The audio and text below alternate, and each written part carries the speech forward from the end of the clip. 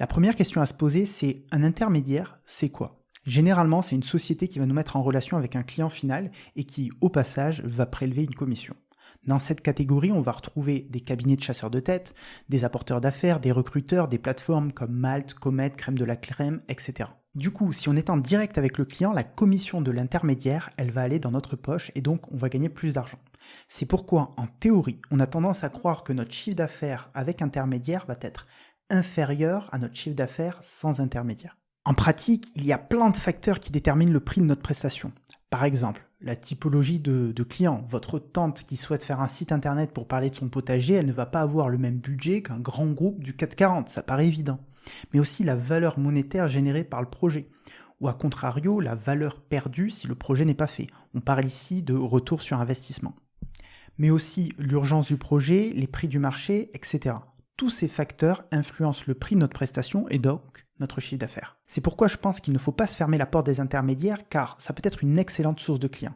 Maintenant, je vais quand même vous donner 3 techniques pour trouver des clients en direct. Mais avant de commencer, s'il vous plaît, explosez les pouces bleus, ça nous aide énormément pour être mieux référencés sur YouTube. Merci. Je suis Lilian Alvarez, freelance en développement d'applications mobiles et formateur pour indépendants. Générique.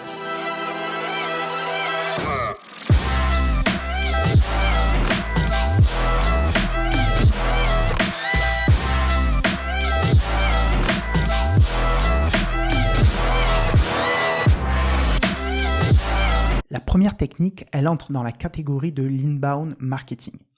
L'inbound marketing, ça consiste à apporter de la valeur à votre client cible via du contenu pour qu'il vienne à vous plutôt que vous alliez à lui. Pour cela, il va falloir définir le persona de votre client cible. J'entends par là la personne qui est à l'origine du recrutement d'un profil comme le vôtre. En anglais, on parle souvent de gatekeeper.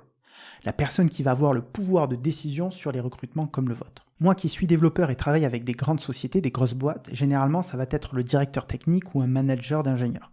Si vous êtes designer par exemple, ça peut être le dirigeant de la société, si c'est une entreprise relativement petite, ou alors le responsable marketing, le CMO, etc. Maintenant, la seconde question à se poser, c'est où se trouve l'attention de cette personne? Quel blog lit-elle? Quelle chaîne YouTube ou média en ligne suit-elle? Où se forme cette personne? Ces questions-là, je vous invite à les poser à chaque nouvelle émission à cette personne clé. Une fois que vous avez identifié le bon média, vous allez proposer un contenu à ce média-là. Par exemple, un article ou autre. L'objectif, ça va être de créer un contenu qui apprend quelque chose, qui instruit notre cible client. De cette façon-là, on sera perçu comme un expert dans notre domaine. Mais avant de passer du temps à créer ce contenu, on va d'abord contacter les journalistes ou les responsables de ces médias-là qu'on a identifiés. Pour trouver leur email, je vous invite à jeter un œil à 2 outils, c'est hunter.io et dropcontact.io, ou encore sur LinkedIn. Vous allez pouvoir trouver leur adresse email ou entrer directement en contact avec ces gens-là. Je vous mettrai tous les liens en description. Ensuite, voici un message type que je vous conseille d'utiliser. Bonjour, je suis freelance dans tel secteur depuis X années. Si je vous contacte aujourd'hui, c'est pour vous proposer un article invité sur ces sujets-là. L'idée, c'est de faire une petite liste de plusieurs propositions pertinentes.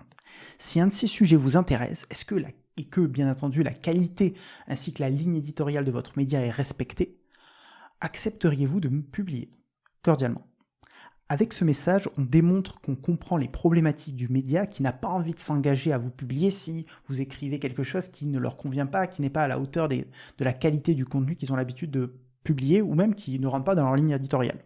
Donc en envoyant ce message-là et en appuyant sur ces aspects-là, on démontre quelque part notre empathie. C'est en utilisant cette technique que j'ai pu être publié et faire des webinaires pour des entreprises et des médias comme Malte, Madines, Open Classroom, Coder, Shine, Goneo, etc., etc. D'ailleurs, si ça vous intéresse, tous les liens sont sur mon site, dans la section Vue sur. Vous avez juste à cliquer sur les Lego et vous verrez tout ce que j'ai pu produire en matière de contenu invité. J'irai même encore plus loin, c'est ce qui m'a permis de passer en direct sur BFM dans l'émission C'est votre emploi. Donc abonnez-vous à la chaîne si vous ne voulez pas louper les petites anecdotes de mon passage télé que je publierai très bientôt. Maintenant, on peut avoir une approche beaucoup plus directe avec par exemple la technique du sniper.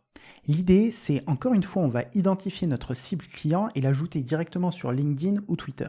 Pour cela, je vous invite à prendre l'intitulé précis du nom de poste et le mettre dans la case que je vais vous afficher. Ça va vous afficher uniquement les gens qui ont le poste que vous précisez. Ensuite, je vous invite à suivre un certain nombre de personnes, pas besoin d'en suivre des milliers, mais de suivre leur actualité, de commenter leurs posts et leurs articles. L'idée aussi, ça va être d'optimiser votre profil, titre, description, expérience, qui doivent être super clairs pour qu'on sache exactement ce que vous faites lorsqu'on passe sur votre profil. L'idée de cette méthode, ça va être de créer une relation de confiance et de faire en sorte que le jour où ils auront besoin d'un profil comme le vôtre, ils penseront à vous. Autre stratégie, contactez vos anciens prospects. Et oui, rien de plus simple, car vous avez déjà leurs contacts et vous les connaissez déjà. Ce n'est pas parce que vous n'avez pas travaillé avec eux la dernière fois, pour X ou Y raison, que vous ne devez pas réessayer cette fois-ci. Les circonstances changent. Voici un exemple de message que vous pouvez envoyer. Bonjour, on avait été en contact il y a X mois à propos du projet ABC. Je vous contacte aujourd'hui pour prendre des nouvelles. Le projet s'est-il bien déroulé? Avez-vous d'autres sujets à venir où je pourrais vous être utile, que ce soit techniquement ou en vous mettant en relation avec un tiers? Cette méthode a deux objectifs. Le premier, renouer le contact et donc rappeler à votre prospect potentiel, à votre client potentiel que vous existez. Apporter de la valeur via une proposition de mise en relation. On n'est pas juste là pour prendre l'argent du client tout de suite. On veut s'inscrire dans une relation de long terme. Si cette vidéo vous a plu, je vous invite à exploser les pouces bleus, partager la vidéo, poser vos questions en commentaire et abonnez-vous à la chaîne et à la newsletter pour recevoir plus de conseils sur votre activité de freelance. Si maintenant vous souhaitez vous faire accompagner dans votre stratégie de prospection, de négociation, de vente, etc. donc autour du freelancing, je vous invite à aller voir les accompagnements que je propose qui sont éligibles à des financements. Tout est sur mon site, dans la description. En attendant, je vous dis à bientôt. Ciao.